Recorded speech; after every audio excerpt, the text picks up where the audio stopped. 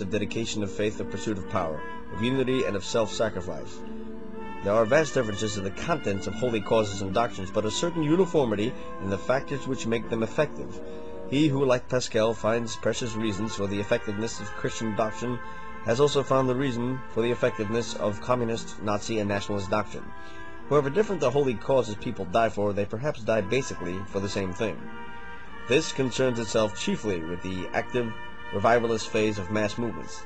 This phase is dominated by the true believer, the man of fanatical faith who is ready to sacrifice his life for a holy cause, and an attempt is made to trace his genesis and outline his nature, or genius, As an aid in this effort, use is made of a working hypothesis, starting out from the fact that the frustrated, predominating among the early adherents of all mass movements, and that they usually join of their own accord. It is assumed, 1. Frustration of itself, without any proselytizing prompting from the outside, can generate most of the peculiar characteristics of a true believer. 2.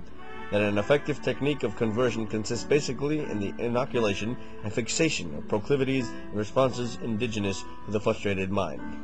To test the validity of these assumptions, it was necessary to inquire into the ills that afflict the frustrated, how they react against them, the degree to which these reactions correspond to the responses of the true believer, and finally, the manner in which these reactions can facilitate the rise and spread of a mass movement.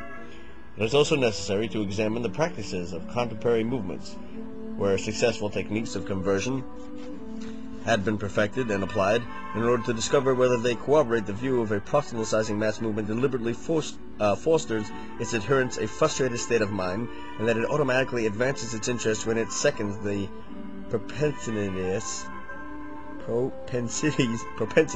of the frustrated.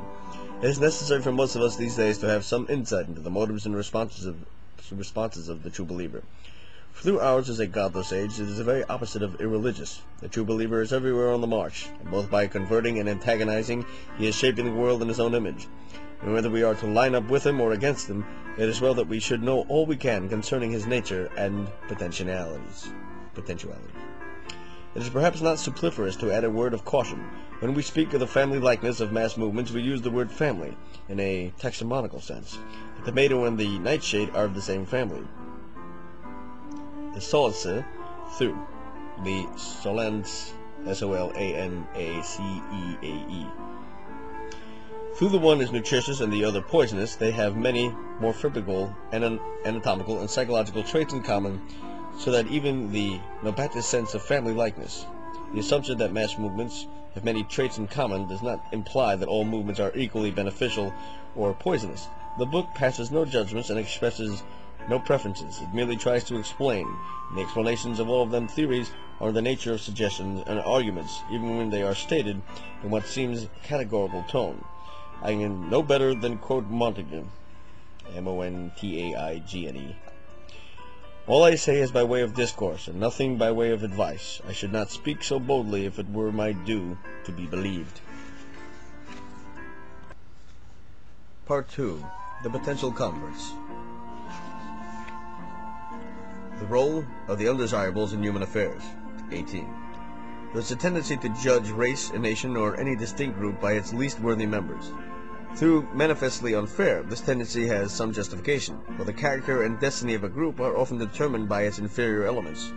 The inert masses of a nation, for instance, is its middle section. The decent average people who do the nation's work in cities and on the land are worked upon and shaped by minorities at both ends, the best and the worst. The superior individual, whether in politics, literature, science, commerce, or industry, plays a large role in shaping a nation. But so do the individuals at the other extreme, the failures, misfits, outcasts, criminals, and all those who have lost their footing, or never had one, in the ranks of respectable humanity. The game of history is usually played by the best and the worst over the heads of the majority in the middle. The reason that the inferior elements of a nation can exert a marked influence on its course is that they are wholly without reverence toward the present. They see their lives in the present as spoiled beyond remedy, and they are ready to waste and wreck both. Hence their recklessness and their will to chaos and anarchy. They also crave to dissolve their spoiled, meaningless selves in some soul-stirring, spectacular, communal undertaking. Hence their proclivity for united action. Thus they are among the early recruits of revolutions, mass migrations, and other religions, racial and chauvinist movements, and they imprint their mark upon these upheavals and movements with the shape of the nation's character and history. The discarded and rejected are often the raw material of a nation's future. The stone the builders reject becomes the cornerstone of a new world. A nation without dregs and malcontents is orderly, decent, peaceful, and pleasant, but perhaps without the seed of things to come. It was not the irony of history that the undesired in the countries of Europe should have crossed an ocean to build a new world on this continent. Only they could do it. 19. Through the disaffected are found in all walks of life. They are most frequent the following categories: A. The poor. B. Misfits. C. Outcasts. D. Minorities. E. Adolescent youth. F. The ambitious, whether facing insurmountable obstacles or unlimited opportunities. G. Those in the grip of some vice or obsession. H. The impotent in body or mind. I. The inordinately selfish. J. The bored. K. The sinners. Sections 20 through 42 deal with some of these types. The poor, or the new poor. Not all who are poor are frustrated. Some of the poor, stagnating in the slums of the cities, are smug in their decay.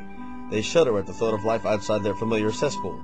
Even the respectable poor, when their poverty is of long standing, remain inert. They are awed by the immutability of their order of things.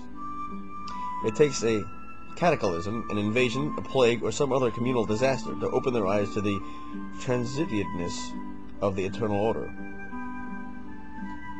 Transitoriness.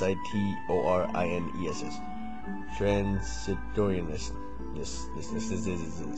It's usually those whose poverty is relatively recent, the new poor, who throb with the ferment of frustration. The memory of better things is as fire in their veins. They are the disinherited, and the dispossessed who respond to every rising mass movement. It was the new poor in 17th century England who ensured the success of the Puritan Revolution. Third of the movement of enclosure, see Section 5, thousands of landlords drove off their tenants and turned their fields into pastures. Strong and active peasants, enamored of the soil that nurtured them, were transformed into wage workers or sturdy beggars. City streets were filled with paupers. It was this mass of the dispossessed who furnished the recruits for Cromwell's new model army. In Germany and Italy, the new poor, coming from a ruined middle class, formed the chief support of the Nazi and fascist revolutions. The potential revolutionaries in present-day England are not the workers, but the disinherited civil servants and businessmen. This class has a vivid memory of affluence and dominion and is not likely to reconcile itself to straitened conditions and political impotence. There have been of late, both here and in other countries, enormous periodic increases of new type of new poor, and their appearance undoubtedly has contributed to the rise and spread of contemporary mass movements. Until recently, the new poor came mainly from the proprietary classes, were in societies or on the land, but lately, and perhaps for the first time in history, the plain working man appears in this role. So long as those who did the world's work lived on a level of bare subsistence, they were looked upon and felt themselves as the traditionally poor. They felt poor in good times and bad. Depressions, however severe, were not seen as aberrations and enormities. But with the wide diffusion of a high standard of living, depressions and the unemployment they bring assumed a new aspect. The present-day working man of the Western world feels unemployment as a degradation. He sees himself disinherited and injured by an unjust order of things, and is willing to listen to those who call for a new deal. The abjectly poor. The poor on the borderline of starvation live purposeful lives, to be engaged in a desperate struggle for food and shelter is to be wholly free of sense of futility. The goals are concentrated and immediate. Every meal is a fulfillment. To go to sleep on a full stomach is a triumph, and every windfall a miracle. What need could they have for an inspiring super-individual goal which would give meaning and dignity to their lives? They are immune to the appeal of mass movements.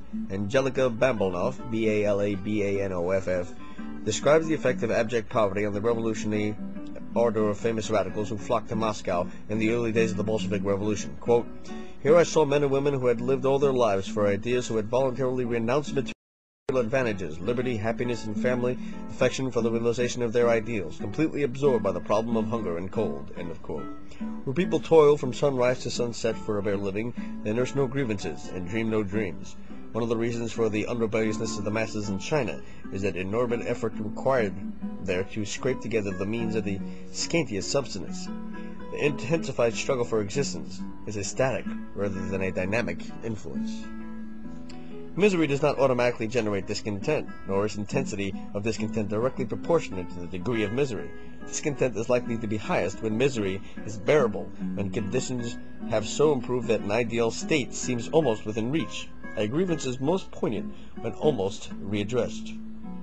De Tocqueville, in his research into the state of society in France before the Revolution, was struck by the discovery that, quote, "In no one of the periods which have followed the Revolution of 1789 has the national prosperity of France augmented more rapidly than it did in the 20 years preceding that event. He is forced to conclude that the French found their position the more intolerable the better it became. In both France and Russia, the land-hungry peasants owned almost exactly one-third of the agricultural land at the outbreak of revolution, and most of that land was acquired during the generation or two preceding that revolution. It is not actual suffering, but the taste of better things which excites people to revolt. A popular upheaval in Soviet Russia is hardly likely before the people get a real taste of the good life. The most dangerous moment for the regime of the Politburo will be when a considerable improvement in the economic conditions of the Russian masses has been achieved and the iron totalitarian rule somewhat relaxed. It is of interest that the assassination in December 1934 of Stalin's close friend Krylev happened not long after Stalin had announced the successful end of the first 5-year plan and the beginning of a new prosperous, joyous era. The intensity of discontent seems to be in inverse proportion to the distance from the object fervently desired.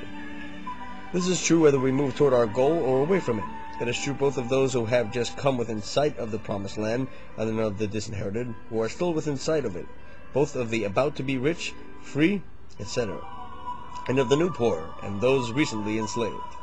Our frustration is greater when we have much and want more than when we have nothing and want some. We are less dissatisfied when we lack many things than when we seem to lack but one thing. We dare more when striving for superfluities than for necessities. Often when we renounce superfluities, we end up lacking in necessities.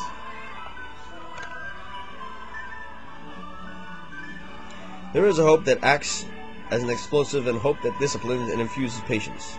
The difference is between the immediate hope and the distant hope. A rising mass movement preaches the immediate hope. It is intent on stringing its followers into action. It is the around-the-corner brand of hope that prompts people to act. Rising Christianity preached the immediate end of the world and the kingdom of heaven around the corner. Muhammad dangled loot before the faithful. The Jacobians promised immediate liberty and equality. The early Bolshevik promised bread and land. Hitler promised an immediate end to the Versailles bondage and work and action for all. Later, as the movement comes into possession of power, the emphasis is shifted to the distant hope, the dream, and the vision. For an arrived mass movement is preoccupied with the preservation of the present, and it prizes obedience and patience above the spontaneous action. And when we hope for that we see not, then we do with patience wait for it. Every established mass movement has its distant hope, its brand of dope to dull the impatience of the masses and reconcile them with their lot in life. Stalinism is as much an opium of the people as are the established religions. The free poor. Slaves are poor, yet where slavery is widespread and long established, there is little likelihood of the rise of a mass movement. The absolute equality among the slaves and the immediate communal life in slave quarters preclude individual frustration. In a society with institution of slavery, the troublemakers are the newly enslaved and the free slave. In the case of the latter is the burden of freedom, which is at too the root of their discontent. Freedom aggravates at least as much as it alleviates frustration. Freedom of choice places the whole blame of failure on the shoulders of the individual, and as freedom encourages multiplicity of attempts, it unavoidably multiplies failures and frustrations. Freedom alleviates frustration by making available the palliatives of action, movement, change, and protest. Unless a man has the talents to make something of himself, freedom is an irksome burden. Of what avail is freedom to choose if the self be ineffectual? We join a mass movement to escape individual responsibility, or in the words of the ardent young Nazi, to be free from freedom. It was not sheer hypocrisy when the rank-and-file Nazis declared themselves not guilty of all the enormities they had committed. They considered themselves cheated and maligned when they made to shoulder responsibility for obeying orders. Had they not joined the Nazi movement in order to be free from responsibility? It would seem that the most fertile ground for the propagation of mass movement is a society with considerable freedom but lacking the palliatives of frustration. It was precisely because the peasants of the 18th century France, of 18th century France, unlike the peasants of Germany and Austria, were no longer serfs in already owned land, that they were receptive to the appeal of the French Revolution. Nor perhaps would there have been a Bolshevik revolution if the Russian peasant had not been free for a generation or more, and had